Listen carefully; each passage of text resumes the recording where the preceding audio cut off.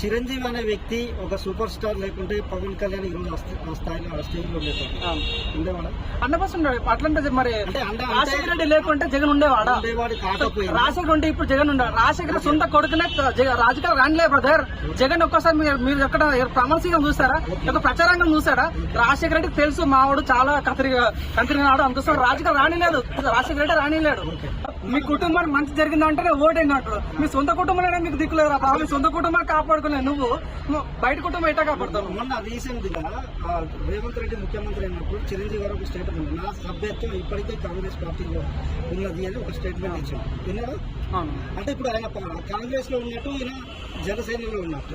అంటే ఇద్దరు ఒక కుటుంబంలో రెండు పార్టీలు ఎట్లున్నాయంటే దానికి ఇది కంపారిజన్ చేసుకుంటే చూడండి బ్రదర్, ఇక వ్యక్తిగతం వేరు, పార్టీలు వేరు. సో మీరు అన్నట్టుగా చిరంజీవి కాంగ్రెస్ ఉండొచ్చు, కానీ ఎక్కడ ప్రచారం లేదు, ఎక్కడ తను పోటీ చేస్తాడు, ఎక్కడ ఎమ్మెల్యేగా పోటీ చేయట్లేదు. సో తను సభ్యత్వం ఎందుకంటే తను ప్రజావాదం పార్టీ పెట్టి పార్టీలు లీనం చేశాడు కాబట్టి 100% కాంగ్రెస్ లో ఉన్నాడు. సో అట్లాంటప్పుడు మొన్న ఎందుకు పవన్ కళ్యాణ్ కి డబ్బులు ఎందుకు ఇస్తాడు? 50 కోట్లు ఎందుకు ఇస్తాడు బ్రదర్? తను గెలవడానికి ఎందుకు ప్రచారం వరుణ్ తేజ్ ఎందుకు పంపిస్తాడు? రామ్ చరణ్ ఎందుకు రాబోతున్నాడు?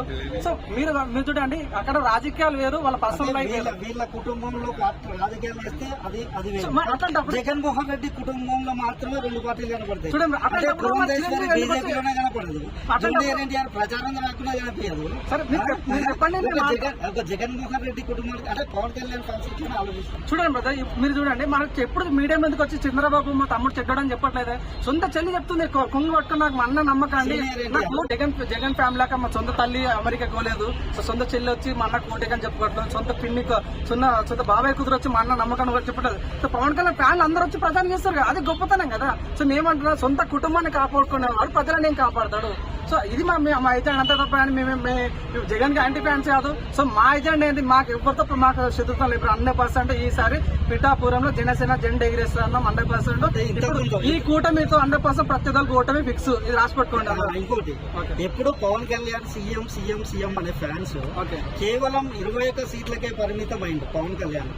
ఇప్పుడు ఒకవేళ ఫ్యూచర్ లో పవన్ కళ్యాణ్ పిఠాపురంలో గెలిస్తే నెక్స్ట్ ఏ స్టేజ్ లో ఉంటాడు అనుకుంటున్నారు? సో 100% ఈ కూటమి జరుగుతుంది కాబట్టి సో మేమేమి పవన్ కళ్యాణ్ సీఎం అనట్లేదు. మీరు అన్నట్టుగా చాలా మంది ఫ్యాన్స్ కూడా మేము చెప్తున్నా, బ్లాక్ లో టికెట్ కూడా సినిమా వస్తే ఫ్యాన్స్ ఉన్నారు, కానీ బ్యాలెట్ లో ఓటేసి సినిమా లేరు, ఫ్యాన్స్ లేరు.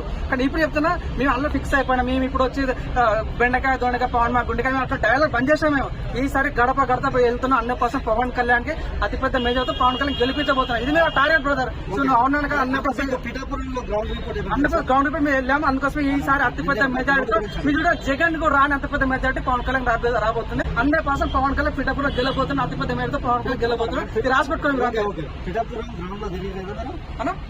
పిఠాపురం విలేజ్ లో నియోజకవర్గ స్థాయిలో ఏ గ్రామంలోనైనా జనసేన పార్టీ ఇంకా గ్రామ కమిటీ కానీ మండల కమిటీ కానీ బూత్ ఏజెంట్ కానీ లేరని మీరు ఎట్లా అనుకుంటారు బ్రదర్? అదే అడుగుతున్నారు.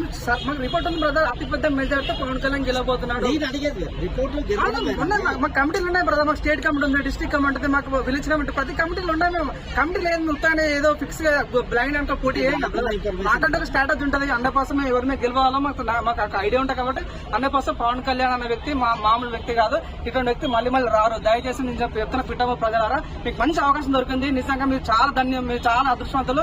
పిఠాపురంలో పవన్ కళ్యాణ్ గెలిపించి మీ అదృష్టాన్ని నిలిపించుకోవాలి. పిఠాపురంలో ఒకటే అంటే వాళ్ళ అనేది ఒకటి, పిఠాపురంలో పవన్ కళ్యాణ్ గెలిస్తే మళ్ళీ వచ్చి హైదరాబాద్ లో ఉంటాడు కానీ మీకు అందుబాటులో ఉండడు అనే ఒక విమర్శ చేస్తున్నాం. దేనికి నిజం?